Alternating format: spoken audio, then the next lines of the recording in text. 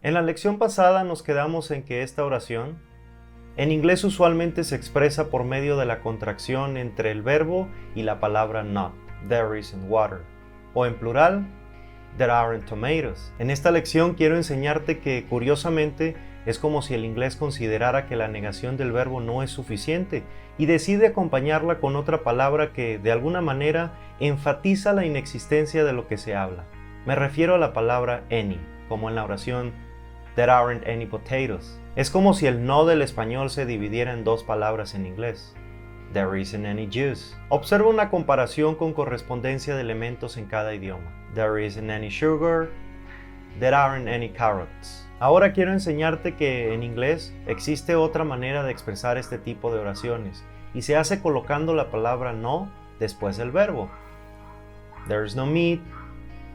There are no apples. Veamos juntos ambos tipos de negación para que observes sus diferencias. Primero en singular. There isn't any meat. There's no meat. En la primera opción necesitamos la contracción negativa y la palabra any. En la segunda simplemente colocamos la palabra no después del verbo. Veamos lo mismo pero en plural. There aren't any beans. There are no beans. Un pequeño repaso de los tipos de oraciones que hemos visto hasta ahora. There's an apple. There are 2 bananas. There isn't any milk.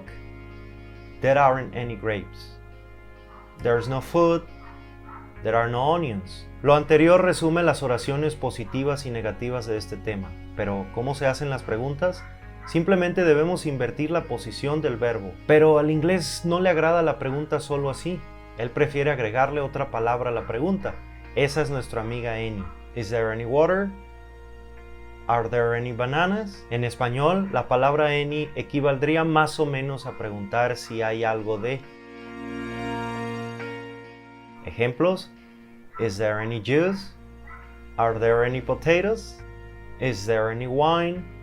Are there any vegetables? Hasta ahora hemos visto que en inglés la palabra any nos sirve para negar la inexistencia de algo, there isn't any beer, there aren't any onions, y para hacer preguntas, is there any beer?